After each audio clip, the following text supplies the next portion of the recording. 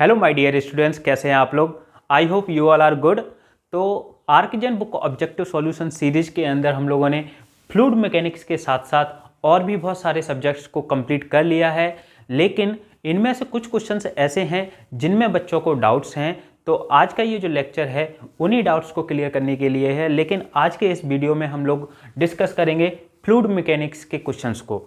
ठीक है, धीरे धीरे हम बाकी के सब्जेक्ट्स के क्वेश्चंस को भी डिस्कस करेंगे, उनका वीडियो भी मैं बना दूंगा, क्योंकि बहुत सारे कमेंट्स आते रहते हैं जिनमें बच्चों को डाउट्स हैं, तो उन डाउट्स को क्लियर करना बहुत ही ज़रूरी है।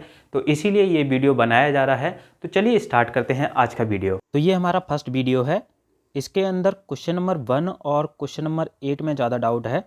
ये है हमारा क्वेश्चन नंबर 1। क्वेश्चन नंबर 1 में क्या पूछा गया है, fluid is a substance that, fluid कैसा सब्सटेंस होता है।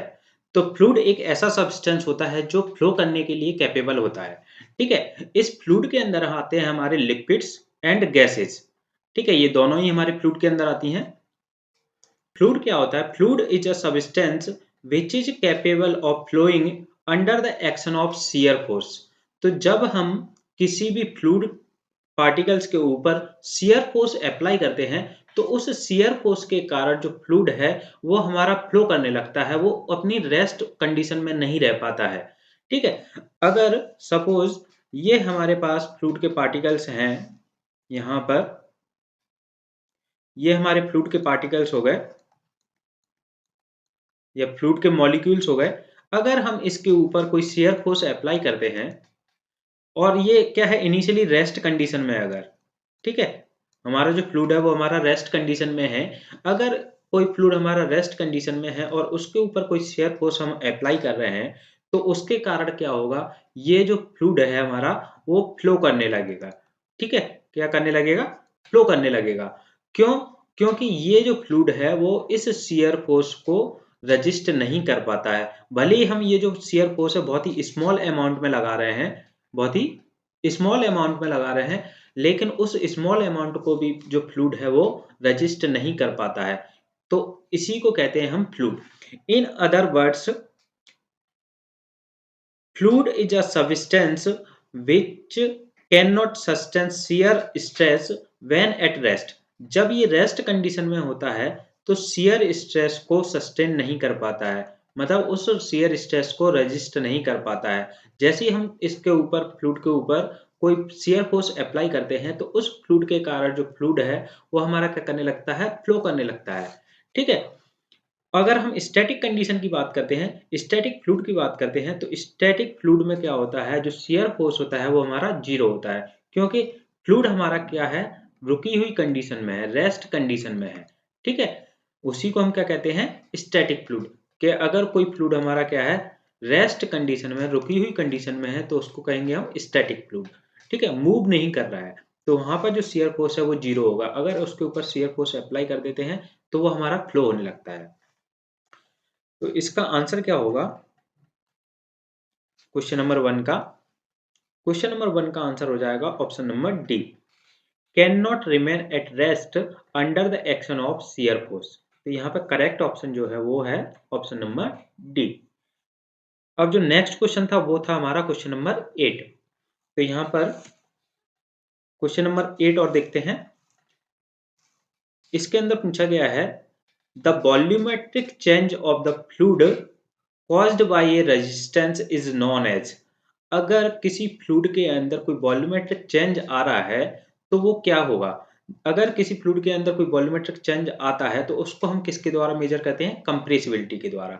ठीक है, तो ये कंप्रेसिबिलिटी क्या होती है, compressibility is the measure of change in volume resulting from the external pressure applied to the surface of an object. अगर हम किसी ऑब्जेक्ट या फिर किसी फ्लूइड के ऊपर एक्सटर्नल प्रेशर अप्लाई करते हैं तो उसके कारण क्या होता है, उसके अंदर कुछ वॉल्यूम चेंज होता है। तो उस वॉल्यूम चेंज को ही हम किसके द्वारा मेजर करते हैं, कंप्रेसिबिलिटी के द्वारा। जो कंप्रेसिबिलिटी है वो क्या होती है, इनवर्स ऑफ बल्क मॉडुलस। ये बस बल्क मॉडुलस का इनवर्स होती है। ठीक है, यहाँ पर इसको बीटा से रिप्रेजेंट करते हैं, तो बीटा इक्वल टू होता है 1/k। के यहाँ पे क्या है, हमारा बल्क मॉडुलस है, और बल्क मॉडुलस किसके बराबर होता है, इसके बराबर, v अपॉन में डी वी अपॉन में dP। तो ये change in volume with respect to pressure. Compressibility क्या आ जाएगी, dV अपॉन में V इंटू में dP। तो यहाँ पे ये dV क्या है, चेंज इन वॉल्यूम। इसका मतलब क्या है कि जो कंप्रेसिबिलिटी है, कंप्रेसिबिलिटी के द्वारा हम क्या मेजर करते हैं, चेंज इन वॉल्यूम। अगर हम यहाँ पर देखते हैं, ये हमारा लिक्विड है, ठीक है। इस कंटेनर के अंदर हमारे लिक्विड फ्लूइड भरा हुआ है और इसके अंदर है हमारी गैसेस। तो गैसेस के अंदर अगर हम देखते हैं, ये क्या होती हैं, हमारी ज़्यादा कंप्रेसिबल होती हैं, हाईली कंप्रेसिबल होती हैं। क्यों होती हैं, क्योंकि इनके अंदर जो मॉलिक्यूल्स होते हैं, ये हमारे जो मॉलिक्यूल्स हैं वो बहुत दूर दूर होते हैं। क्यों होते हैं, क्योंकि इनके अंदर जो इंटरमॉलिक्यूलर अट्रैक्शन फोर्स है वो क्या होता है, बहुत कम होता है in comparison to liquid. Liquid के कंपैरिजन में जो अट्रैक्शन फोर्स होता है मॉलिक्यूल्स के बीच में, वो बहुत कम होता है गैसेस के कंडीशन में। अगर लिक्विड की बात करते हैं तो लिक्विड के अंदर दिख रहा होगा आपको, ये मॉलिक्यूल्स जो लिक्विड के हैं वो बहुत ही पास पास हैं। मतलब क्या है कि इसके अंदर जो लिक्विड के मॉलिक्यूल्स के बीच में जो अट्रैक्शन फोर्स है वो बहुत ज़्यादा है। तो यहाँ पर इसीलिए जो लिक्विड्स होते हैं उनको हम क्या कहते हैं, इनकम्प्रेसिबल कहते हैं, या फिर बहुत ही कम कंप्रेसिबल होते हैं, स्लाइटली कंप्रेसिबल होते हैं। तो यहाँ पर जो वॉल्यूम चेंज होता है उसको हम किसके द्वारा मेजर करते हैं, कंप्रेसिबिलिटी के द्वारा। ठीक है, तो इसका आंसर ऑप्शन नंबर सी ही है करेक्ट। इसके बाद ये हमारा सेकंड वीडियो है। इसके अंदर जो डाउट्स है बच्चों, क्वेश्चन नंबर 11 में है और 13 में है, और 13 के अलावा क्वेश्चन नंबर 15 में डाउट है। तो चलिए इन क्वेश्चन को समझते हैं हम। क्वेश्चन नंबर 11, तो क्वेश्चन नंबर 11 में पूछा है मास density of liquid is given by. तो मास डेंसिटी क्या होती है हमारी, मास अपॉन में volume. Mass of the fluid, mass of fluid upon में वॉल्यूम ऑफ फ्लूइड। तो ये क्या होती है हमारी, डेंसिटी या मास डेंसिटी। ठीक है, यहां पर अगर हम देखते हैं तो यहां पर देख सकते हैं,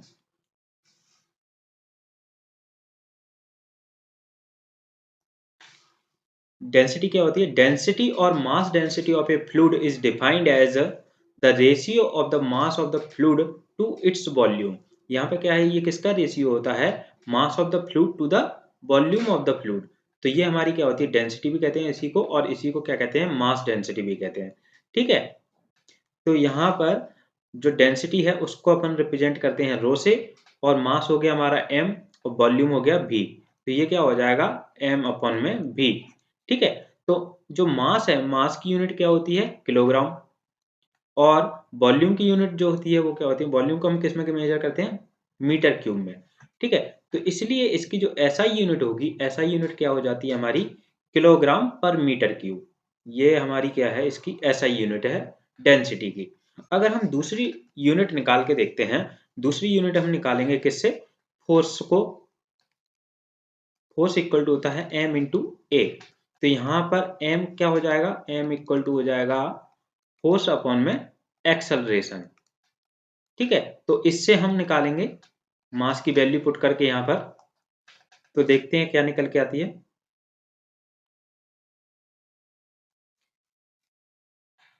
यहाँ पर हम लोगों ने निकाला है, ये मास की वैल्यू क्या आ गई, फोर्स अपॉन में एक्सेलरेशन।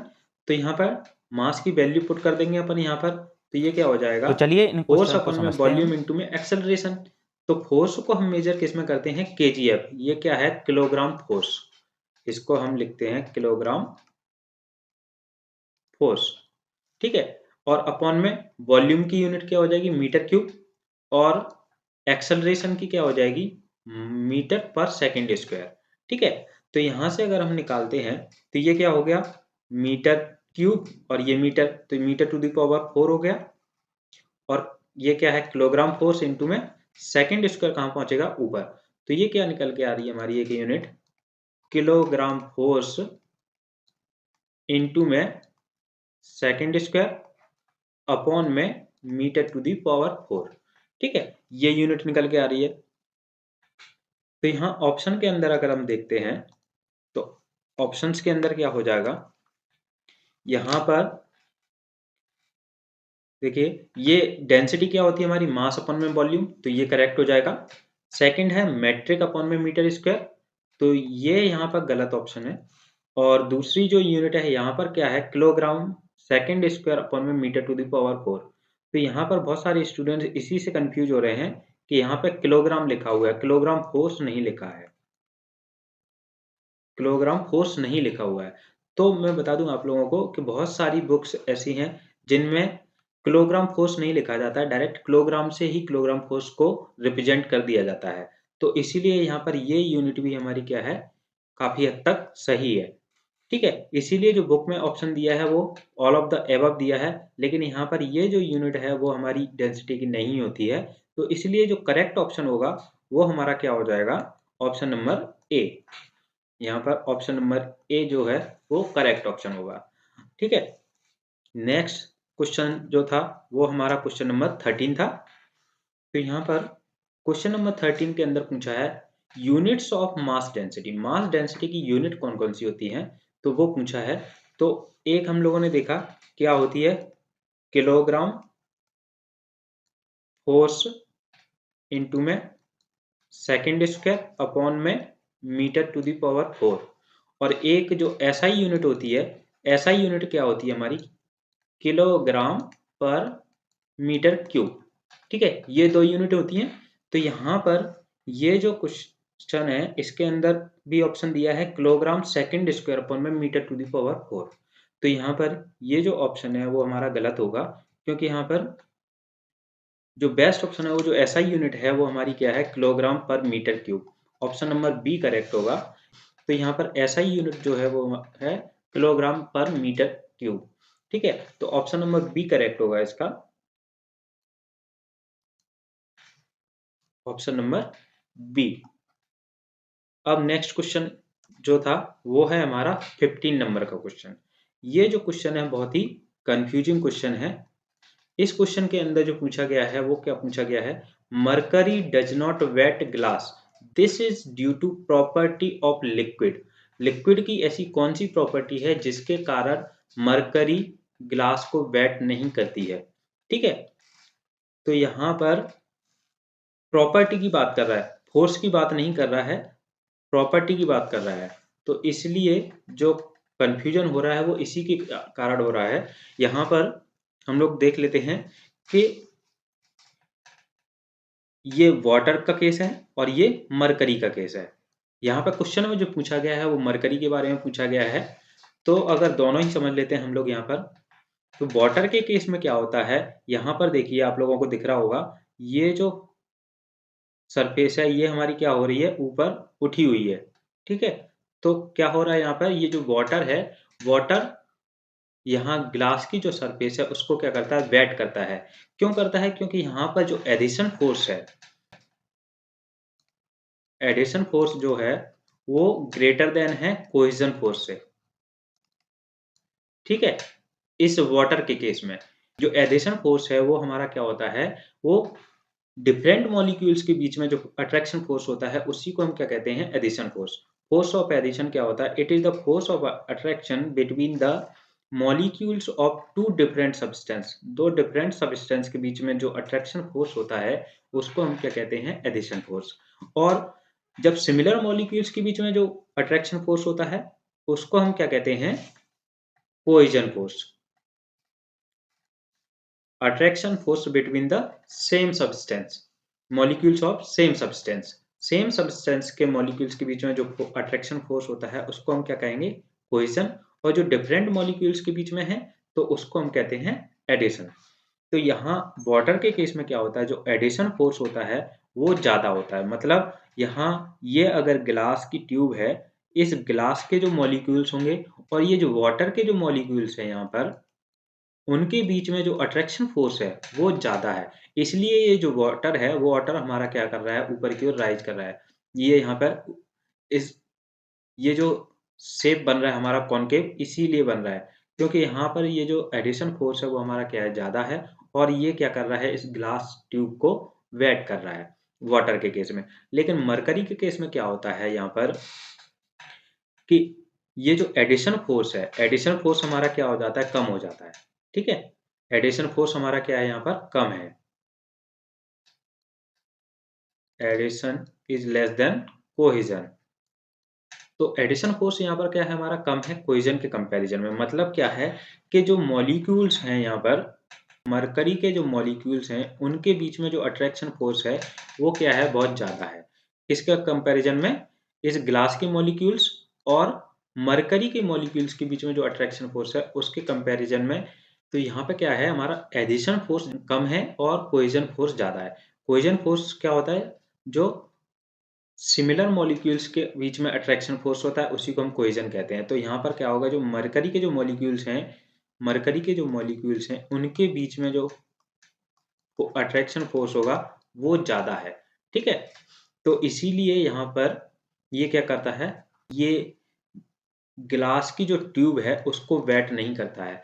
अब इसके लिए यहाँ पर जो फोर्स रिस्पॉन्सिबल है वो हमारा क्या है, कोहेजन फोर्स है। ठीक है, जो कोहेजन फोर्स है वो हमारा रिस्पॉन्सिबल है। लेकिन यहाँ पर बात की गई है प्रॉपर्टी की। प्रॉपर्टी की बात की गई है कि जो सरफेस टेंशन है वो हमारी इस सरफेस की जो लिक्विड है, लिक्विड की सरफेस की एक प्रॉपर्टी होती है। लिक्विड की सरफेस की प्रॉपर्टी क्या होती है, सरफेस टेंशन क्या होता है कि इसके कारण क्या होता है, ये जो मॉलिक्यूल्स हैं सरफेस के ऊपर, वो अपने एरिया को क्या करते हैं, मिनिमाइज करने की कोशिश करते हैं। ठीक है, अपने एरिया को कम करने की कोशिश करते हैं, कॉन्ट्रैक्ट करने की कोशिश करते हैं। तो इसके कारण क्या होगा, इसकी जो डेंसिटी है वो इंक्रीज हो जाती है। मतलब ये कैसा हो जाता है, विस्कस हो जाता है। क्योंकि ये मॉलिक्यूल जो है वो आपस में पास-पास आ जाएँगे, तो उसकी डेंसिटी इंक्रीज हो जाएगी और थोड़ा-सा विस्कस हो जाता है। इसी के कारण क्या होता है, जो मच्छर हैं वो इसकी सरफेस के ऊपर तैर पाते हैं, डूबते नहीं हैं। ठीक है? अब सरफेस टेंशन के लिए जो रिस्पॉन्सिबल होता है वो हमारा क्या होता है, कोहेजन फोर्स। ठीक है? Cohesion force. कोहेजन फोर्स क्या होता है कि ये जो वाटर के या जो भी लिक्विड है उसके जो मॉलिक्यूल्स हैं, उन मॉलिक्यूल्स में जो अट्रैक्शन फोर्स है वो हमारा क्या होगा, कोहेजन फोर्स होगा। तो इसीलिए जो कोहेजन फोर्स है वो हमारा किसके लिए रिस्पॉन्सिबल होता है, सरफेस टेंशन के लिए। ठीक है, तो यहाँ पर अगर फोर्स की बात की जाती है तो फोर्स कौन सा होगा, हमारा कोहेजन फोर्स होगा। लेकिन अगर प्रॉपर्टी की बात की जाती है कि लिक्विड की ऐसी कौन सी प्रॉपर्टी है, तो लिक्विड की जो प्रॉपर्टी है वो हमारी क्या है, सरफेस टेंशन है। ठीक है, तो इसीलिए इसका जो आंसर होगा वो कौन सा होगा करेक्ट, सरफेस टेंशन। क्योंकि यहाँ पर जो पूछा गया है वो प्रॉपर्टी के बारे में पूछा गया है कि this is due to which property of the liquid. Liquid की कौन सी प्रॉपर्टी होगी हमारी, सरफेस टेंशन। तो यहाँ पर ऑप्शन नंबर सी करेक्ट होगा। अब इसके बाद नेक्स्ट क्वेश्चन है क्वेश्चन नंबर 16। यहाँ पर पूछा गया है क्वेश्चन नंबर 16 के अंदर, the property of a fluid which enable it to resist tensile stress is known as. तो यहाँ पे पूछा गया है कि प्रॉपर्टी कौन सी होती है वो जो टेंसाइल स्ट्रेस को रजिस्ट कर पाती है। ठीक है, लिक्विड की सरफेस की जो प्रॉपर्टी है वो कौन सी होती है, हमारी सरफेस टेंशन। जब फ्लूइड के मॉलिक्यूल्स हमारे कॉन्ट्रैक्ट करने की कोशिश करते हैं, अपने एरिया को मिनिमाइज करने की कोशिश करते हैं, किसके कारण, कोहेजन फोर्स के कारण। क्योंकि वहाँ पर जो मॉलिक्यूल्स हैं, मॉलिक्यूल्स हमारे सिमिलर मॉलिक्यूल्स हैं, तो सिमिलर मॉलिक्यूल्स के अंदर हमारा कोहेजन फोर्स लगता है, कोहेजन अट्रैक्टिव फोर्स लगता है, जिसके कारण सरफेस एरिया को मिनिमाइज करने की कोशिश करते हैं। और वहाँ पर जो टेंशन जनरेट होता है तो उसको टेंशन को रजिस्ट करने की कोशिश करती है, वो क्या होती है, हमारी लिक्विड सरफेस की प्रॉपर्टी होती है, और वो हमारा होता है सरफेस टेंशन। ठीक है, यहाँ पे प्रॉपर्टी की बात कर रहा है इसलिए सरफेस टेंशन होगा। अगर वो फोर्स की बात करता तो यहाँ पर कोहेजन हो जाता। ठीक है, तो इसलिए ऑप्शन नंबर बी करेक्ट होगा। इसके बाद ये हमारा थर्ड वीडियो था, इसके अंदर जिसमें डाउट है वो है क्वेश्चन नंबर 25। ठीक है, उसको डिस्कस करते हैं। 25 में पूछा है the tendency of a liquid surface to contract is due to the following property. तो लिक्विड की सरफेस के जो मॉलिक्यूल्स होते हैं वो आपस में कॉन्ट्रैक्ट करने की कोशिश करते हैं, अपने सरफेस एरिया को मिनिमाइज करने की कोशिश करते हैं। वो किसके कारण करते हैं, सरफेस टेंशन के कारण। तो ऑप्शन नंबर डी करेक्ट है इसका। यहाँ पर सरफेस टेंशन को हम लोग देख सकते हैं। तो सरफेस टेंशन क्या होता है, surface tension is the tendency of fluid surfaces to shrink into the minimum surface area possible. तो जो फ्लूइड की सरफेस होती है वो क्या करती है, श्रिंक करती है, क्योंकि उसके जो मॉलिक्यूल्स हैं वो अपने सरफेस एरिया को मिनिमाइज करने की कोशिश करते हैं। ठीक है, surface tension allows insects usually denser than water. जिनकी डेंसिटी क्या होती है, ज़्यादा होती है देन वाटर के कंपैरिजन में, to float and slide on the water surface. तो इसके कारण ये जो इंसेक्ट्स होते हैं वो हमारे वाटर के ऊपर तैर पाते हैं, ठीक है, फ्लोट कर पाते हैं। ये हमारा सरफेस टेंशन होता है। तो इसका आंसर हो जाएगा हमारा ऑप्शन नंबर डी। अब इसके बाद है नेक्स्ट क्वेश्चन नंबर 27 में, ठीक है। यहाँ पर क्वेश्चन नंबर 27 में पूछा गया है a perfect gas. Perfect gas के बारे में पूछा है, परफेक्ट फ्लूइड के बारे में नहीं पूछा है यहाँ पर। तो इसलिए अगर फ्लूइड के बारे में पूछता तो यहाँ पर जीरो विस्कोसिटी हो जाता, लेकिन यहाँ पर पूछा गया है परफेक्ट गैस के बारे में, ठीक है। तो परफेक्ट गैस क्या होती है? Perfect gas is also called ideal gas. Ideal gas obey all gas laws under all conditions of temperature and pressure. It obey ideal gas equation. Ideal gas equation को भी फॉलो करती है। Ideal gas equation क्या होती है हमारी? PV equal to NRT। यहाँ पर पूछ रहा है परफेक्ट गैस के बारे में, न कि परफेक्ट फ्लूइड के बारे में और आइडियल फ्लूइड के बारे में, ठीक है। इसलिए इसका जो करेक्ट आंसर होगा वो ऑप्शन नंबर ई रहेगा। अब इसके बाद है नेक्स्ट क्वेश्चन नंबर 44, जिसमें बच्चों को डाउट्स है। तो यहाँ पर यूनिट ऑफ विस्कोसिटी, तो विस्कोसिटी की यूनिट क्या होती है हमारी? न्यूटन सेकंड पर मीटर स्क्वायर। अगर ऐसा यूनिट की बात कर रहे हैं तो ऐसा यूनिट क्या होती है? न्यूटन सेकंड पर मीटर स्क्वायर। यहाँ पर अगर हम विस्कोसिटी की यूनिट निकालते हैं तो ये क्या है? टाउ इक्वल टू होता है शियर स्ट्रेस इक्वल टू होता है म्यू इंटू में D U over D Y. तो यहाँ से जो विस्कोसिटी है, विस्कोसिटी इक्वल टू क्या निकल के आएगा? यहाँ से म्यू इक्वल टू हो जाएगा टाउ शियर स्ट्रेस इंटू में D Y over D U, ये हो जाएगा। तो यहाँ पर हम लोगों ने लिखा है इसको शियर स्ट्रेस अपॉन में क्या हो जाएगा? ये इसको नीचे ले आएंगे तो डी यू, ये चेंज इन वेलोसिटी अपॉन में चेंज इन डायमेंशन या चेंज इन डिस्टेंस। तो ये नीचे आ जाएगी डिस्टेंस। तो यहाँ पर इसको हम अगर निकालते हैं तो ये क्या निकल के आती है? यहाँ पर जो यूनिट है फोर्स इंटू में टाइम अपॉन में लेंथ स्क्वायर। तो फोर्स की जो यूनिट होती है वो क्या होती है? एक तो न्यूटन होती है, न्यूटन, और टाइम क्या हो गया? सेकंड अपॉन में मीटर स्क्वायर, ठीक है। अगर एमकेएस यूनिट में निकाल रहे हैं, ये एमकेएस यूनिट होती है और ये होती है हमारी एसआई यूनिट। तो एसआई यूनिट में क्या होता है? फोर्स को हम किससे रिप्रेजेंट करते हैं? न्यूटन से रिप्रेजेंट करते हैं। अगर एमकेएस यूनिट में देखते हैं तो फोर्स को हम किससे रिप्रेजेंट करते हैं? किलोग्राम फोर्स से, ठीक है। तो ये क्या है? किलोग्राम फोर्स सेकंड पर मीटर स्क्वायर। और यहाँ पे एसआई यूनिट क्या है? फोर्स की जगह क्या है? न्यूटन। तो ये क्या हो जाएगी? न्यूटन सेकंड पर मीटर स्क्वायर। तो यहाँ पर इसकी जो यूनिट है वो क्या है हमारी? न्यूटन सेकंड पर मीटर स्क्वायर, ठीक है। इसको हम जो न्यूटन मीटर स्क्वायर रहता है इसको हम पास्कल भी लिखते हैं। तो इसकी जो यूनिट क्या हो जाएगी? पास्कल सेकंड, ठीक है। ये भी हो जाएगी पास्कल सेकंड। तो ये तीन यूनिट हैं, ये आपको याद रखनी है। किलोग्राम फोर्स सेकंड अपॉन में मीटर स्क्वायर, ये एमकेएस यूनिट होती है, ठीक है। तो इसका जो आंसर है, करेक्ट ऑप्शन है, वो क्या होगा? इसका जो करेक्ट ऑप्शन है वो होगा हमारा ऑप्शन नंबर सी, क्योंकि हम ज़्यादातर ऐसा यूनिट लेते हैं। तो यहाँ पर ये क्या दिया है? किलोग्राम सेकंड पर मीटर स्क्वायर। यहाँ पर किलोग्राम फोर्स होता तो ये यूनिट हो जाती है हमारी एमकेएस में, ठीक है। लेकिन यहाँ ऑप्शन नंबर सी करेक्ट है। इसके बाद है नेक्स्ट क्वेश्चन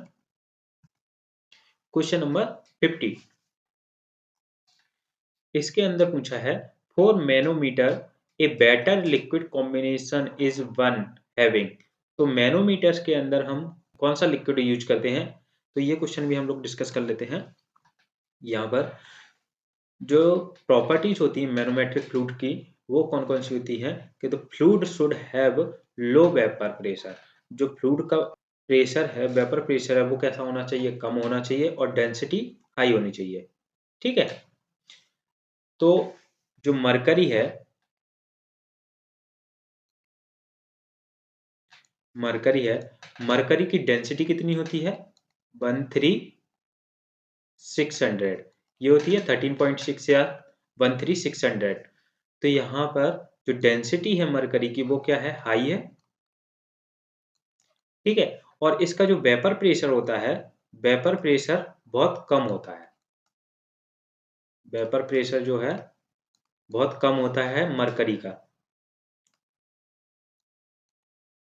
तो इसीलिए जो मरकरी है, मरकरी को हम ज़्यादातर यूज करते हैं मैनोमेट्रिक फ्लूइड के लिए, क्योंकि इसका जो वेपर प्रेशर है वो कम है और डेंसिटी बहुत ज़्यादा है। तो जो प्रेशर है, प्रेशर हम मैनोमीटर के अंदर किस तरीके से मेजर करते हैं, जो प्रेशर मेजर करते हैं वो किससे मेजर करते हैं, रो जी एच, ठीक है। तो इसका मतलब क्या है कि यहाँ पर अगर डेंसिटी हमारी क्या है, ज़्यादा है, डेंसिटी ज़्यादा है, तो डेंसिटी ज़्यादा है इसका मतलब क्या है कि हमें जो हाइट लेनी पड़ रही है मैनोमीटर की, वो क्या लेनी पड़ेगी, कम लेनी पड़ेगी, ठीक है। कम हाइट के द्वारा ही हम उस प्रेशर को मेजर कर सकते हैं। अगर डेंसिटी हमारी कम है, डेंसिटी हमारी क्या हो गई, कम हो गई, तो डेंसिटी कम होने पर क्या होगा, जो हाइट है मैनोमीटर की वो हमें इंक्रीज करनी पड़ेगी, ठीक है। इसलिए अगर हमें सेम प्रेशर मेजर करना है और डेंसिटी हमारी कम है, तो जो हाइट है वो हमारी क्या हो जाएगी, बढ़ जाएगी। आ रहा समझ में, ठीक है। तो इसीलिए जो प्रॉपर्टी होती है मैनोमेट्रिक फ्लूइड की क्या होती है, fluid should have low vapour pressure and high density, density कैसी होनी चाहिए, हाई होनी चाहिए, and it should have a definite meniscus at the interface for good readability, ठीक है। It should have low surface tension, और इसका जो सरफेस टेंशन है वो कैसा होता है, कम होता है। क्यों होता है, क्योंकि अगर सरफेस टेंशन हमारा कम होगा तो उसके द्वारा जो कैपिलरी राइज हो रहा है वो हमारा क्या हो जाएगा, अवॉइड हो जाएगा। अगर हम इसके अंदर देखें, यहाँ पर ये क्या है, कैपिलरी राइज और फॉल दोनों है। तो यहाँ पर क्या होता है, ये जो अगर इसको हम टेंजेंट के थ्रू ले लेते हैं, तो यहाँ पर हमारा जो सरफेस टेंशन है वो क्या करता है, एक्ट करता है। यहाँ पर दोनों साइड हम लोग देखेंगे तो ये यहाँ पर हमारा सरफेस टेंशन एक्ट कर रहा है। तो अगर सरफेस टेंशन हमारा कम होगा, अगर ये सरफेस टेंशन हमारा कम है, तो इसका मतलब क्या है, जो कैपिलरी राइज और फॉल होने के जो चांसेज हैं वो क्या हो जाएंगे, कम हो जाएंगे, अवॉइड हो जाएंगे। तो इसीलिए मैनोमेट्रिक फ्लूइड्स के अंदर हम लोग क्या करते हैं, लो सरफेस टेंशन यूज करते हैं। और नेक्स्ट प्रॉपर्टी जो है वो क्या है, the fluid should be immiscible with the working fluid, जो हमारा वर्किंग फ्लूइड है उसके साथ इमिजिबल होना चाहिए, जो फ्लूइड हम यूज कर रहे हैं वो। इसका आंसर हो जाएगा low surface tension, option number B. इसके बाद नेक्स्ट क्वेश्चन है 58। तो 58 में पूछा है, choose the wrong statement. Wrong statement देखना है हमें विस्कोसिटी को लेकर। तो विस्कोसिटी, फर्स्ट स्टेटमेंट क्या है, viscosity of a fluid is that property which determine the amount of its resistance to a shearing force. तो विस्कोसिटी क्या होती है, एक ऐसी प्रॉपर्टी होती है जो डिटरमाइन करती है the amount of its resistance, resistance को डिटरमाइन करती है of to a shearing force. तो यहाँ पर अगर हम लोग विस्कोसिटी की डेफिनेशन देखते हैं, तो विस्कोसिटी क्या होती है, viscosity is the property by virtue of which A fluid offer resistance. जो फ्लूइड है वो हमारा क्या करता है, एक रेजिस्टेंस ऑफर करता है to the movement of one layer of the fluid over adjacent layer. हम जानते हैं कि जो फ्लूइड है वो हमारा लेयर के रूप में फ्लो करता है। अगर ये फ्लूइड हमारा फ्लो हो रहा है तो यहाँ पर फ्लूइड की लेयर बनी होंगी, ये मॉलिक्यूल्स हो गए। तो इस तरीके से हमारी लेयर बनी होती है फ्लूइड्स की, इस तरीके से ये फ्लो करता है। ये एक लेयर होगी, ये दूसरी लेयर होगी, तीसरी लेयर होगी, ठीक है। विस्कोसिटी के कारण क्या होता है, ये जो फ्लूइड हमारा फ्लो कर रहा है लेयर में, तो ये हमारी एक लेयर होगी, ये दूसरी लेयर होगी। तो ये इन दोनों के बीच में एक रेजिस्टेंस ऑफर होता है, किसके कारण, इस विस्कोसिटी के कारण, ठीक है। जो फ्लो हो रहा है हमारा वो उस पर इफेक्ट पड़ेगा, क्योंकि अगर विस्कोसिटी ज़्यादा होगी तो वो तेजी से फ्लो नहीं कर पाएगा, अगर विस्कोसिटी कम होगी तो वो ज़्यादा तेजी से फ्लो कर पाएगा, ठीक है। और ये प्राइमरीली किसके कारण होता है, it is primarily because of the forces of cohesion, cohesion force के कारण। क्योंकि कोहेजन फोर्स क्या होता है, हमारा जो मॉलिक्यूल्स हैं, सिमिलर मॉलिक्यूल्स हैं, उनके बीच में जो अट्रैक्शन फोर्स है, ठीक है, उसी को हम क्या कहते हैं, कोहेजन फोर्स। तो इनके बीच में कोहेजन फोर्स होगा। और दूसरा क्या होगा कि ये जो लेयर हमारी फ्लो कर रही है, लेयर में फ्लूइड हमारा फ्लो कर रहा है, तो कुछ मॉलिक्यूल्स क्या होते हैं, इस लेयर से उस लेयर में चले जाते हैं और उस लेयर से इस लेयर में आ जाते हैं कुछ मॉलिक्यूल। तो यहाँ पे मॉलिकुलर ट्रांसफर होता है, इसके कारण होती है यहाँ पे। As flow occurs these effect appears as a shearing stress. तो ये जो इफेक्ट हैं इसके कारण हमारी क्या होती है, जो लेयर हमारी मूव कर रही है फ्लूइड की, उनके अंदर शियर स्ट्रेस जनरेट हो जाती है। तो ये हमारा क्या हो गया, विस्कोसिटी। तो इसीलिए viscosity of a fluid is that property which determine the amount of its resistance to a shearing force. तो ये करेक्ट स्टेटमेंट है। नेक्स्ट है viscosity is due to primarily to interaction between the fluid molecules. Interaction between the fluid molecules, molecules के बीच में जो interaction है, cohesion force है, उसके कारण होती है। Viscosity of the liquid decreases with increase in temperature. तो टेम्परेचर इंक्रीज करने के कारण जो विस्कोसिटी है वो हमारी क्या करेगी, डिक्रीज करती है। तो यहाँ पर ये variation of viscosity with temperature, तो ये देख सकते हैं, temperature affect the viscosity with the viscosity of liquids decreases with the increase of temperature। जो viscosity है liquids की वो क्या करती है, डिक्रीज करती है with the increase in temperature। Temperature को जब हम इंक्रीज करते हैं तो viscosity डिक्रीज करती है। while the viscosity of gases increases, जबकि गैसेस की जो विस्कोसिटी है वो हमारी क्या करती है, इंक्रीज करती है, क्योंकि उनके बीच में जो मॉलिक्यूलर ट्रांसफर है, जो मॉलिक्यूल्स हैं वो रैंडमली मूव करने लगते हैं। तो इसलिए जो मॉलिक्यूल्स हैं वो और पास पास आने लगते हैं टेम्परेचर बढ़ने के साथ। तो वहां पर जो विस्कोसिटी है वो क्या हो जाती है, इंक्रीज हो जाती है। तो ये स्टेटमेंट भी हमारा क्या है, करेक्ट है। Viscosity expressed as poise, stoke and Saybolt. और इसकी जो यूनिट होती है विस्कोसिटी की, वो हमारी क्या होती है, पॉइज होती है, स्टोक होती है, सेवोल्ट भी होती है। तो ये विस्कोसिटी की यूनिट होती है। यहाँ पर ये जो स्टोक है वो किसकी यूनिट होती है, काइनेमेटिक विस्कोसिटी की, ठीक है। और जो पॉइज होती है वो किसकी होती है, डायनेमिक विस्कोसिटी की, ये याद रखना। लेकिन यहाँ पे विस्कोसिटी की बात कर रहे हैं, कोई स्पेसिफिक नाम नहीं दिया है। तो viscosity is expressed as poise and stoke. तो ये स्टेटमेंट भी करेक्ट है। यहाँ पर ये स्टेटमेंट हमारा क्या है, रॉन्ग है। तो ये जो स्टेटमेंट है वो हमारा क्या हो जाएगा, रॉन्ग स्टेटमेंट। क्योंकि जो प्रेशर है, अगर हम किसी भी फ्लूइड के ऊपर, किसी भी लिक्विड के ऊपर प्रेशर अप्लाई कर रहे हैं, तो क्योंकि हम जानते हैं कि जो लिक्विड है वो हमारा क्या होता है, इनकम्प्रेसिबल होता है। अगर हम उसके ऊपर प्रेशर अप्लाई कर रहे हैं तो वो क्या होगा, कंप्रेस नहीं होगा, मतलब उसके जो मॉलिक्यूल्स हैं वो और पास में नहीं आएंगे, मतलब उसकी जो विस्कोसिटी है उसके ऊपर कोई इफेक्ट नहीं पड़ेगा। लेकिन अगर कुछ सर्कमस्टेंसेस में हम लोग कह सकते हैं कि जो प्रेशर है, अगर एक्सट्रीम प्रेशर हम उसके ऊपर अप्लाई करते हैं लिक्विड के ऊपर, तो उसकी विस्कोसिटी में चेंजेस आ सकते हैं। एप्रिसिएबली इफेक्ट नहीं करता है विस्कोसिटी को। तो इसलिए ये जो स्टेटमेंट है वो रॉन्ग है। स्लाइटली अफेक्ट कर सकता है लेकिन एप्रिसिएबली अफेक्ट नहीं करता है प्रेशर लिक्विड की विस्कोसिटी को। तो इसलिए ये जो ऑप्शन है वो हमारा रॉन्ग स्टेटमेंट है, ठीक है। इसके बाद है नेक्स्ट क्वेश्चन नंबर 70। इसमें पूछा है, a bucket of water is hanging from a spring balance, an iron piece is suspended into water without touching the sides of bucket from another support. इसमें क्या कह रहा है कि एक बकेट है, वाटर से भरी हुई है, इस तरीके से एक बकेट है जो वाटर से फिल है, इसके अंदर क्या है, हमारा वाटर भरा हुआ है, ठीक है। और इसको एक स्प्रिंग बैलेंस से हैंग किया गया है। ये जो बकेट है इसको स्प्रिंग बैलेंस से हैंग किया गया है, ठीक है। An iron piece is suspended into water, और एक आयरन पीस को यहां एक दूसरे सपोर्ट से एक आयरन पीस को इसके अंदर हैंग किया गया है, ठीक है। तो ये जो स्प्रिंग बैलेंस है इसकी रीडिंग पर क्या इफेक्ट पड़ेगा।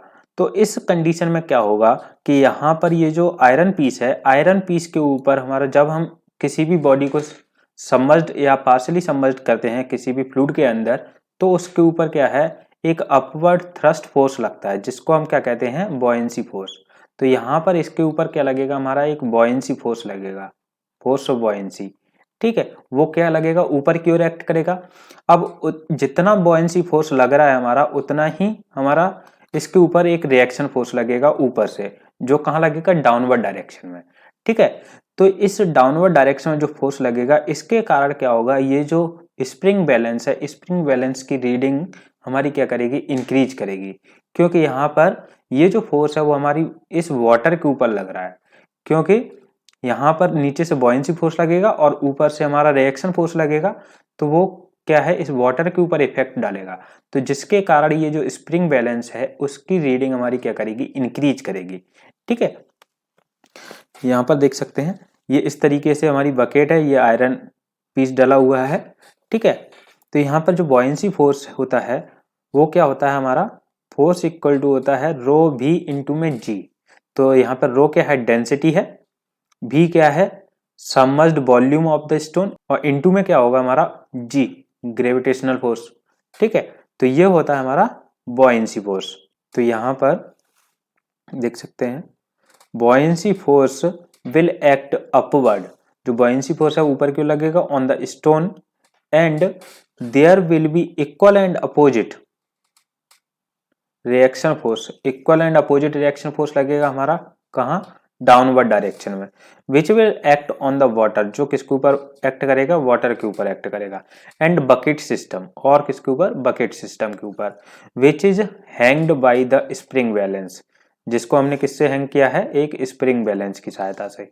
ठीक है, तो इसके कारण क्या होगा, this results in an increase in the reading, तो इसके कारण क्या होगी, जो रीडिंग है वो हमारी इंक्रीज करेगी स्प्रिंग बैलेंस की। ठीक है, तो इसका आंसर क्या हो जाएगा, option number A. Next question है 88, तो इसके अंदर पूछा गया है, capillary rise at 20 degree Celsius in a clean glass tube के केस में पूछा है ऑफ 1 mm। तो क्लीन ग्लास ट्यूब के केस में जो थीटा होता है वो हमारा क्या होता है, 0 डिग्री होता है। ठीक है, ये याद रखना है आपको, क्लीन ग्लास के केस में हमारा जो थीटा होता है वो 0 डिग्री रहता है। जो डायमीटर दी है वो हमारी 1 mm दी है, and containing water is approximately, तो जो हाइट है वो हमें निकालनी है इसके अंदर। तो हाइट हम जानते हैं कि h इक्वल टू क्या होता है, ये होता है 4 सिग्मा कॉस थीटा अपॉन में रो जी डी। तो इससे हम लोग हाइट निकाल सकते हैं। यहाँ पर ये आपको याद रखना पड़ेगा कि सरफेस टेंशन की जो वैल्यू है वो कितनी होती है, सरफेस टेंशन की वैल्यू याद रखनी है। अगर नहीं दी है क्वेश्चन के अंदर, ज्यादातर केसेज में दे दी जाती है, अगर नहीं दी है तो आपको याद रखनी पड़ेगी ये वैल्यू। ठीक है, कितनी होती है, 0.0728। अगर हम यहाँ पर वैल्यू पुट करते हैं, ये h इक्वल टू हो जाएगा 4 इंटू में 0.0728 इंटू में कॉस थीटा 0 हो गया, तो कॉस थीटा इसकी वैल्यू कितनी हो जाएगी, 1 अपॉन में रो कितनी है, डेंसिटी कितनी है, वाटर है तो 1000 इंटू में 9.81 इंटू में डी की जो वैल्यू है वो कितनी है, 1 mm इंटू में 10⁻³ तो इसको जब कैलकुलेट करेंगे तो ये कितना आएगा हमारा, 30 mm आ जाएगा। ठीक है, इसको कैलकुलेट करेंगे तो ये आ जाएगा हमारा 30 mm। तो ऑप्शन नंबर ई करेक्ट होगा इसका। इसके बाद नेक्स्ट क्वेश्चन जो था वो है हमारा 90। If the surface of the liquid is convex, surface हमारी कैसी है लिक्विड की, कॉन्वेक्स है। ये कौन सा केस है, ये वाला। ठीक है, कॉन्वेक्स मेनिस्कस और ये कॉनकेव मेनिस्कस। तो कॉनकेव मेनिस्कस के केस में क्या होता है, कॉनकेव मेनिस्कस हमारा किसके केस में बनता है, वाटर के केस में, वाटर और ट्यूब के केस में। और यहाँ जो कॉन्वेक्स जो बनता है वो हमारा मरकरी और ट्यूब के केस में बनता है। ठीक है, तो इस केस में हमारा एडिशन फोर्स ज्यादा होता है कोइजन से, और इस केस में जो कोइजन फोर्स है वो हमारा ज्यादा होता है, ग्रेटर देन एडिशन। तो ये याद रखना है आपको कि इस केस में हमारा कोइजन फोर्स ज्यादा होता है और इस केस में एडिशन फोर्स ज्यादा होता है। तो यहाँ पर ये आप लोग रीड कर लेना। तो इसके आंसर जो होगा वो क्या हो जाएगा, कॉन्वेक्स के केस में क्या होगा, जो cohesion pressure is increased, cohesion हमारा क्या हो जाएगा, इंक्रीज हो जाएगा। तो ऑप्शन नंबर सी करेक्ट होगा इसका। नेक्स्ट है 108, in isothermal atmosphere the pressure, तो आइसोथर्मल एटमॉस्फेयर के केस में प्रेशर किस तरीके से वेरी करेगा, ये पूछा है इसके अंदर। तो यहाँ पर इसका जो करेक्ट ऑप्शन होगा वो देखते हैं कैसे। ये हम लोगों ने प्रेशर निकाल के देख लिया था उसके अंदर। तो यहाँ पे जो प्रेशर हमारा निकल के आया वो क्या आया, ये एक्सपोनेंशियल रो नॉट अपन में पी नॉट इंटू में जी इंटू में ये क्या है हमारा डी जेड। ठीक है, इसको डी जेड लिख सकते हैं। ये क्या है, जेड नॉट माइनस में जेड। तो ये हमारा क्या है, एलिवेशन है।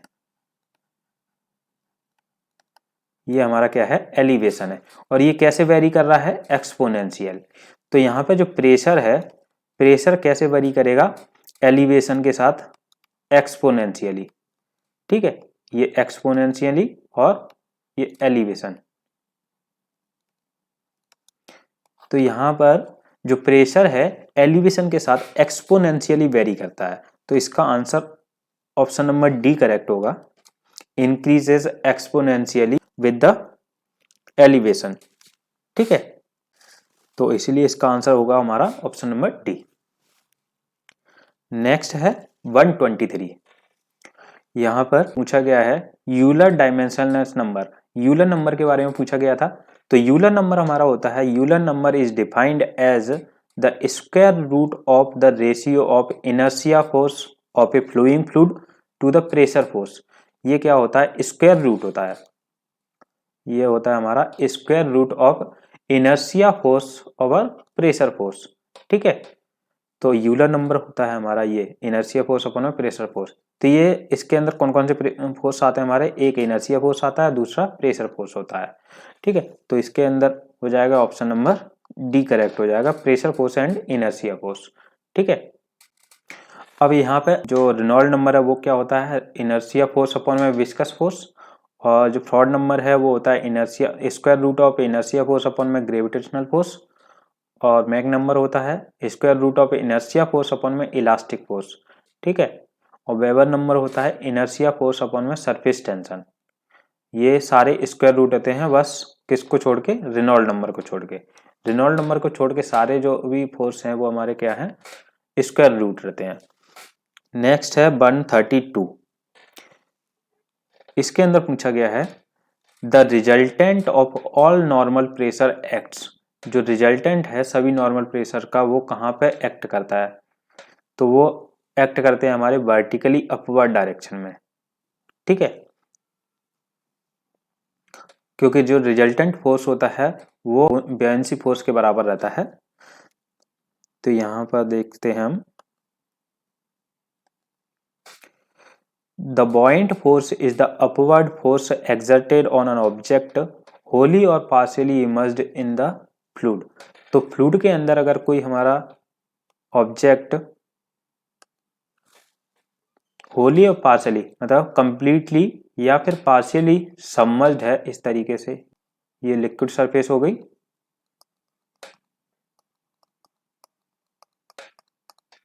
अगर इसके अंदर हमारा कोई ऑब्जेक्ट कंप्लीटली या पार्शियली सबमर्ज्ड है तो इसके ऊपर जो फोर्स लगेगा हमारा नीचे से ऊपर की ओर, ये जो फोर्स लगता है वो हमारा क्या लगता है, बॉयंसी फोर्स लगता है। ठीक है, तो ये कैसा है, एक अपवर्ड फोर्स होता है। This upward force is called upthrust, इसको हम अपथ्रस्ट भी बोलते हैं। अगर दूसरे शब्दों में कहें तो क्या हो जाएगा, the resultant force acting on a body in a static fluid is called बॉइंट और बॉयंसी फोर्स। जो रिजल्टेंट फोर्स होता है किसी भी बॉडी के ऊपर लगता है, किसके अंदर, स्टैटिक फ्लूइड के अंदर। जब हम किसी बॉडी को स्टैटिक फ्लूइड के अंदर सबमर्ज्ड करते हैं तो उसके ऊपर एक रिजल्टेंट फोर्स लगता है जिसको हम बॉइंट फोर्स कहते हैं, या फिर एक अपवर्ड फोर्स लगता है, वो हमारा किसके बराबर होता है, बॉइंट फोर्स के बराबर। ठीक है, which always act vertically upward. तो ये हमेशा कहाँ लगेगा, ऑलवेज ऊपर की ओर लगेगा। ठीक है, लेकिन जो सेंटर ऑफ प्रेशर होता है, सेंटर ऑफ प्रेशर हमारा वो पॉइंट होता है जहां पर जो टोटल प्रेशर है वो एक्ट करता है। ठीक है, यहाँ पर ये कंफ्यूजन हो गया था कि इसके अंदर जो टोटल प्रेशर है, जब टोटल प्रेशर जिस पॉइंट पर एक्ट करता है, टोटल प्रेशर जिस पॉइंट पर एक्ट करता है उसको हम क्या कहते हैं, सेंटर ऑफ प्रेशर। ठीक है, लेकिन यहाँ पे पूछा है resultant of all normal pressure, जो रिजल्टेंट फोर्स होगा, सभी प्रेशर का जो रिजल्टेंट फोर्स होगा वो किसके बराबर होगा, बॉयंसी फोर्स के बराबर। ठीक है, तो इसका आंसर करेक्ट जो होगा वो होगा ऑप्शन नंबर सी। नेक्स्ट है 146, इसमें पूछा गया है the total pressure on a horizontally immersed surface, जो हॉरिजॉन्टली इमर्स्ड सरफेस होती है उसके ऊपर जो टोटल प्रेशर है with its CG at the depth of x bar, जो सीजी है उसका वो कहाँ पे है, एक्स बार डेप्थ पर है, from the liquid surface in a liquid of specific weight, जिसका स्पेसिफिक वेट कितना दिया है, स्मॉल डब्ल्यू। तो इस कोई हॉरिजॉन्टल सरफेस है, इमर्स्ड सरफेस, उसके अंदर टोटल प्रेशर निकालना हमें। तो यहाँ पर अगर हॉरिजॉन्टल सरफेस लेते हैं हम इस तरीके से, ये हॉरिजॉन्टल सरफेस है, ये जो सरफेस आपको दिख रही है ये हमारी हॉरिजॉन्टल सरफेस है। ठीक है, अब इसके ऊपर ये जो फोर्स है वो हमारा प्रेशर फोर्स एक्ट कर रहा है, और यहां से इसका जो सेंटर होगा, सीजी होगा, वो यहाँ पे हो जाएगा। ठीक है, अब सीजी हमारा यहाँ पे है, तो सीजी से जो डिस्टेंस दी है वो हमारी कितनी दी है, एक्स बार। ठीक है, टोटल प्रेशर फोर्स, जो टोटल प्रेशर फोर्स है उसके बारे में पूछा गया है, टोटल प्रेशर फोर्स।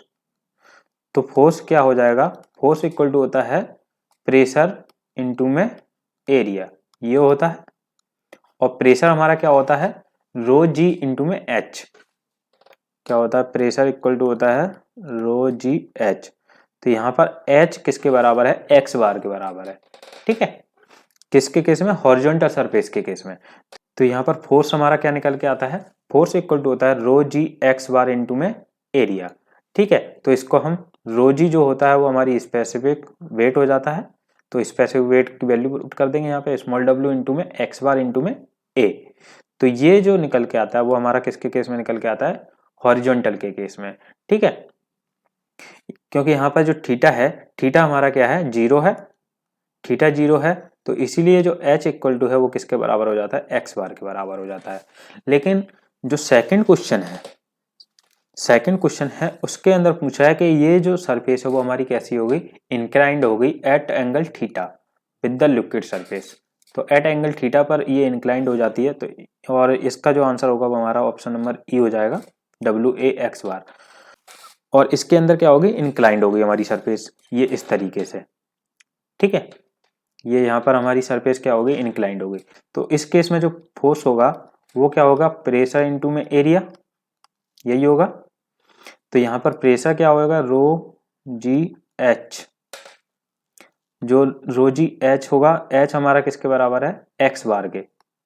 ठीक है, तो यहाँ पर एच को हटा देंगे, यहाँ पर क्या लिख देंगे हम, एक्स बार इनटू में एरिया। ठीक है, तो जो एक्स बार है, एक्स बार की वैल्यू हम अगर निकालते हैं, एक्स बार को यहाँ पे एच बार से लिया गया है, अगर हम इस डायग्राम के अंदर देखते हैं तो ये एच बार है वो एक्स बार के बराबर है। तो यहाँ से अगर हम इसका जो डायग्राम है इस तरीके से बना लेते हैं, ये और ये हमारा एंगल हो गया थीटा। ठीक है, और ये हो गया एच बार, और ये हो गया वाई बार। ये जो डिस्टेंस आपको दिख रही है ये हम ले रहे हैं यहाँ से, ये और ये।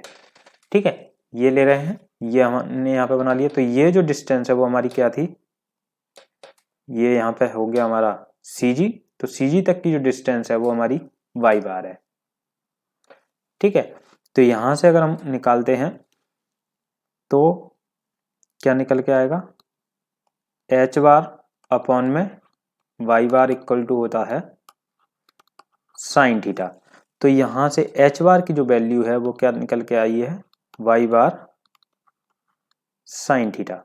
ठीक है, ये वैल्यू हम कहाँ रखेंगे, यहाँ पे रख देंगे।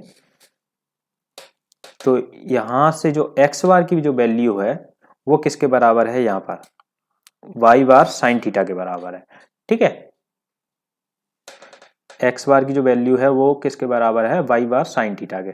लेकिन अगर जो एच बार के टर्म में देखें हम, तो एच बार के टर्म में क्या होगी, ये जो वैल्यू है वो हमारी इसकी जगह small W x bar into में ए, तो जो फोर्स है वो हमारा यही रहेगा, फोर्स हमारा क्या रहेगा, यही रहेगा। लेकिन जो एक्स बार है, एक्स बार की जो वैल्यू रहेगी वो हमारी यहाँ ये रहेगी। तो अगर ये वैल्यू हम पुट करके देखते हैं तो फोर्स इक्वल टू क्या आएगा, ओमेगा एक्स बार की जगह वाई बार इंटू में साइन थीटा इंटू में ए, ये होना चाहिए। तो अब इसके ऑप्शन के अंदर देखते हैं, तो ऑप्शन के अंदर क्या है, वाई बार के टर्म में कुछ नहीं दिया है क्योंकि एक्स बार जो है हमारी डेप्थ दी है पहले से ही यहाँ पर, तो जो एक्स बार है वो हमारी डेप्थ हो जाएगी सेंटर ऑफ ग्रेविटी तक की। तो इसीलिए जो आंसर है वो हमारा करेक्ट जो ऑप्शन है वो हमारा ऑप्शन नंबर ए ही होगा, क्योंकि यहाँ पर जो एक्स बार है, एक्स बार की जगह वाई बार साइन थीटा आएगा। ठीक है, इससे कंफ्यूज नहीं होना है, ये नहीं होगा, यहाँ पे अगर वाई बार दिया होता तो ये आंसर हो जाता। ठीक है, इसका आंसर भी ए होगा और इसका आंसर भी ये होगा, W A x bar, option number ई हो जाएगा और इसका हो जाएगा ऑप्शन नंबर ए। तो इसके बाद जो बचे हुए क्वेश्चंस हैं जिनमें डाउट्स हैं वो हम लोग नेक्स्ट पार्ट में कवर करेंगे। अगर आप लोगों ने अभी तक इस चैनल को सब्सक्राइब नहीं किया है तो जल्दी जल्दी इस चैनल को सब्सक्राइब करें और लेटेस्ट वीडियो की नोटिफिकेशन के लिए बेल आइकन को प्रेस करें। मिलते हैं नेक्स्ट वीडियो में।